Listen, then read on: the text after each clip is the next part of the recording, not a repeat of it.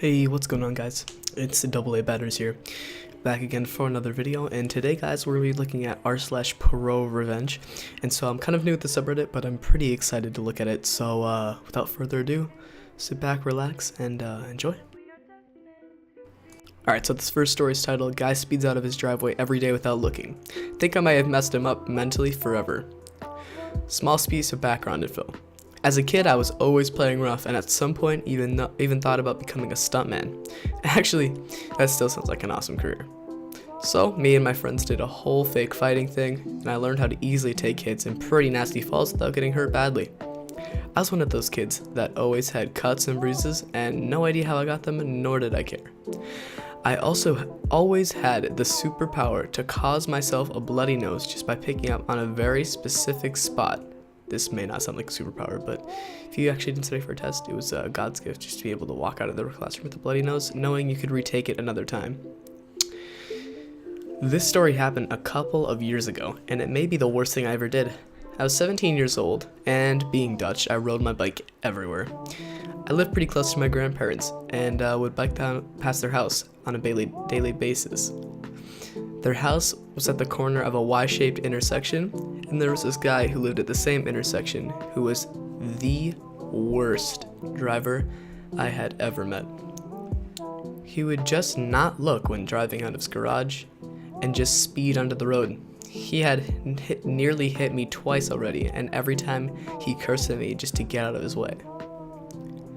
Now you have to believe me when I say this, but I am not a vengeful person. But something about this annoyed me so much. My grandma also loves to ride her bike around town to do the groceries, and I knew I had to do something before my grandma got hit. I asked my grandma about the man, and she told me what I already knew. The guy was a jerk, and everyone did everything wrong except for him. I told my grandma what I was planning, and if she was help me. She wholeheartedly agreed, and together we made a plan to teach him a lesson he would never forget. I decided to hang out around the guy's house for a couple weeks to take note of when he left for work every day and how fast he was going. I worked everything out to the smallest detail, no room for errors on this one. I started practicing my falls again and looked at some tutorials to prepare myself for the performance of a lifetime. One sunny Monday morning, I get up and start stretching and warming up my muscles. Today's the day. I grab my bike and drive it just around the corner of the guy's garage. I mentally prepare myself and start my bloody nose with ease, making sure to get nice and bloody in the process. Then I hear it.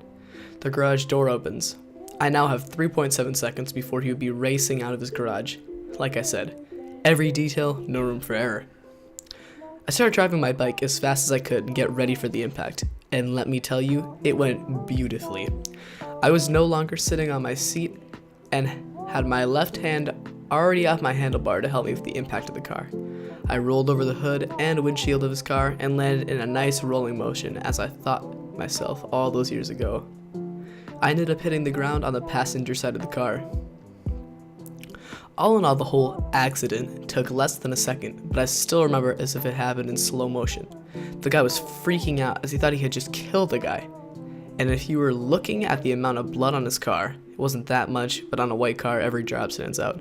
You would agree. As I laid there next to his car, he came screaming out, asking if I was okay. Of course, I pretended I wasn't. It took my sweet time trying to get up. At this point, my grandma came out running out of her house right on cue screaming, "My baby, you hit my grandson." The guy didn't know what to do. He was so full of shock, I thought he may pass out. I'll give him credit. He kept his cool and knew he was in the wrong. He called me an ambulance and stayed by my side. When they arrived and checked me out, I was fine. A couple of bruises and a small scratch on my knee from hitting the pavement. They bandaged me up and left. My grandma brought me to her car and brought me home. A couple days later, I ride my bike past the guy's house again and noticed a piece of paper on one of the windows. For sale. Call. Enter number. I asked my grandma what happened, and word on the street is that the accident left him traumatized, and now he refuses to drive anymore, taking public transit everywhere and selling his car. My grandma is happy that she can ride her bike without having to worry, and I'm happy that I don't have to worry for her life. We talked about it afterwards, and both of us agree that although what we did was a horrible thing to do to somebody, It had to be done before somebody would actually get hurt, and we don't feel any remorse about it whatsoever. Alright, so this next story is a little bit more calm than the entire car crashing one, but it is still just as revengeful. So let's get right into it. So a few weeks ago, my sister seemed really upset. She's only 13 and is normally very cheerful. We have a very good bond together and rarely fall out over anything, so me being the big brother asks her what's the matter while she is texting on her phone. She tries to pass it on as nothing at the start, but soon starts to crack, telling me about how some girl in her year who has been bullying her non-stop. She showed me the messages on her phone of this girl in a group chat on Snapchat and just taking the complete piss out of my sister in front of all her friends. Luckily, none of the other friends seemed that they were joining in, and I could read, and it looked like it was just this one girl who I will call G1. My sister then showed me G1's Instagram, and that she's also sending pictures of my sister people with weight problems, trying to indicate that my sister's fat. I was so upset that I asked my sister for G1's Snapchat username so I could try and understand why she's being so mean. She gives me the whole, "You're not involved, so just shut up," and "you should ask her" type stuff. Without getting cross, since I'm 16, it would be weird for me to start shouting about a 13-year-old girl over text. Just tell her to stop messaging her. This works for a few weeks and my sister doesn't hear from G1, but G1 couldn't handle being nice and went back to bullying her over text again. This time my sister told me straight up, and I'm happy she did. First I asked my sister to unlock her phone, and I screenshotted every message that G1 had sent to my sister, including the things she had sent to me, and sent it all into my phone. The next day I go to school as normal and request a meeting with my head of school, principal, and I show him all the messages that G1 has sent to my sister and me. He was so shocked, and you could see that he was visibly mad with G1. He thanked me for telling him and asked to leave the room. Later that day, I'm walking out the lunch hall, and I see G1 sat in reception with 2 police officers, and she was sobbing. Luckily, she saw me, and I walked past and gave her a smile. My sister told me that the head brought her into his office with 2 police officers and said how unacceptable her behavior was. Our school takes this very seriously, and that G1 was also getting a 7-day exclusion or suspension. I was so happy, as well as my sister. All of her friends were as well, since G1 had also been picking on them, apparently. G1 and my sister have now made up, and G1 doesn't dare pick on anyone, but it's always great to see G1 noticing me in the hallway and looking down like she doesn't even notice me. Alright guys, so this last story is a bit of a long one, and it is also pretty dark, so if you're kind of a bit faint of heart, you might want to click off this video. Alright, without further ado, let's get into this. I had this cabin in the woods, high up on the mountainside. When I bought the property, we were able to buy all the land near the cabin except for one parcel. The previous owner of the entire set of properties had a spoiled son who liked to get drunk and gamble away everything he earned. So we got all but one parcel. He managed to scrape up enough cash to get one parcel right below our cabin. His parcel was entirely surrounded by mine. There's a road going up and over the mountain that first passes by the cabin and continues on through his parcel, finally ending at a pond below that.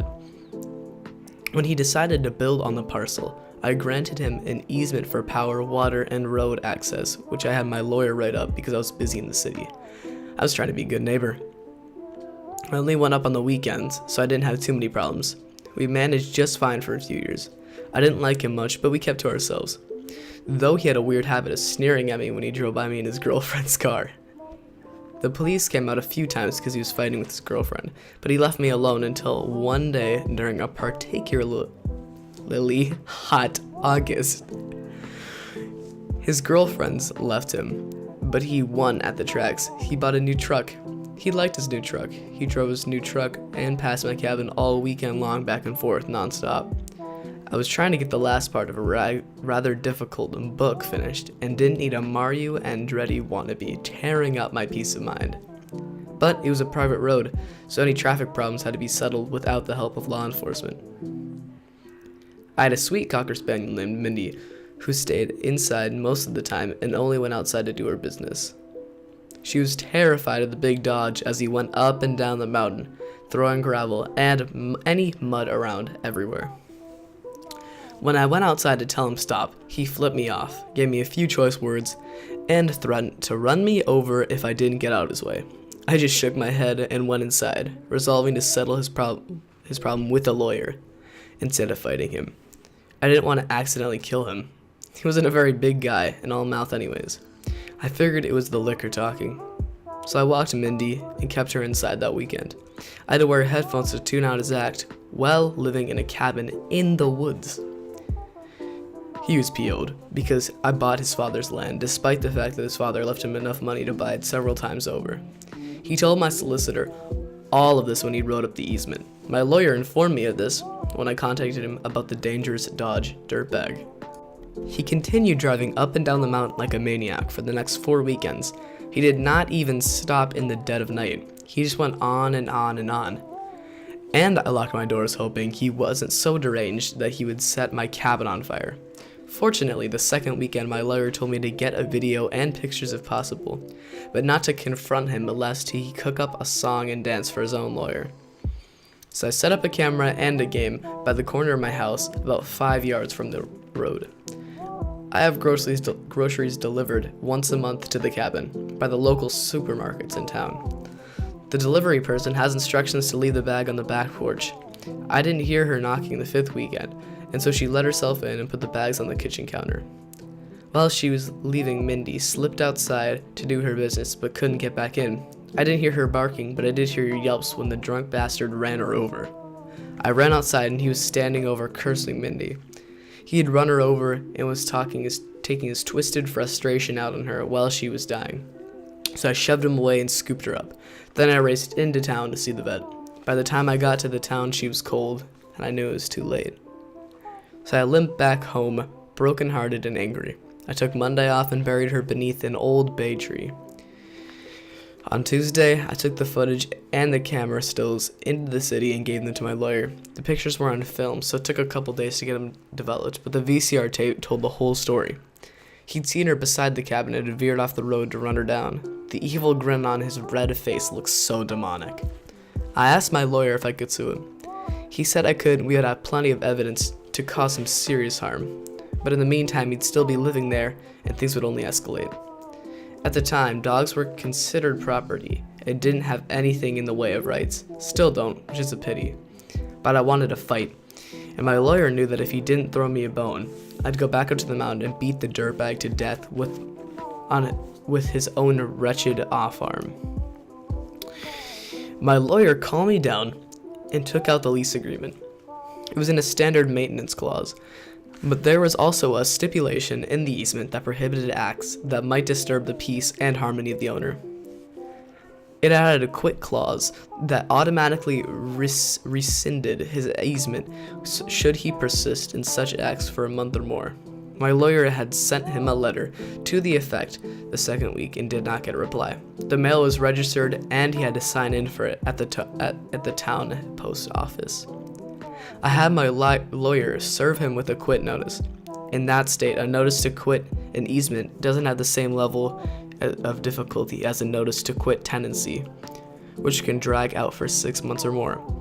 If you are in violation of an easement rights and are ordered to quit it by the owner, you can appeal, but in the interim, you must stay off the easement. And any utilities passing through can be cut off at the owner's pleasure unless doing so can cause a life-threatening situation. But I didn't cut off his water and power right away. We didn't start proceedings on the suit until later. He continued to drive on the road after the order to quit, only faster and with more profanity. I got it all on tape. I told him so. He said he didn't care. So I decided to stay away until the suit was initiated. So a month later, I had workers on the mountain put in a nice gate, solid construction, and 3 feet of concrete. I could open and close it with the garage door opener. I had barbed wire fence around the whole property, so the only way in or out was via the gate. I had a pedestrian gate put in beside the road that was left unlocked. It was about a quarter mile to the cabin and half again that to his own place, a fairly long walk for a raging alcoholic. I got good pictures of him on the game camera that weekend. Dirtbag driving up to the gate in his big truck, Dirtbag trying to jimmy the lock. Dirtbag leaving and returning with the hacksaw to try and cut lock. Dirtbag leaving in frustration. Dirtbag returning with his truck. Dirtbag leaving again. Dirtbag ramming the gate uphill at full speed. Finally, Dirtbag through the windshield, laying on hood, adds smashed truck, rolls back down the mountain. The gate didn't even bend. The truck sure did. He lived, still not as ugly as me. But we can't get everything we want. 20 odd shots and more than enough proof to show the judge to get a protection order, and since it was a small town, the same judge wasn't too pleasant with him when he took his last penny during the lawsuit. We even got his parcel and flea-infested shack. We let him keep his busted up Dodge though.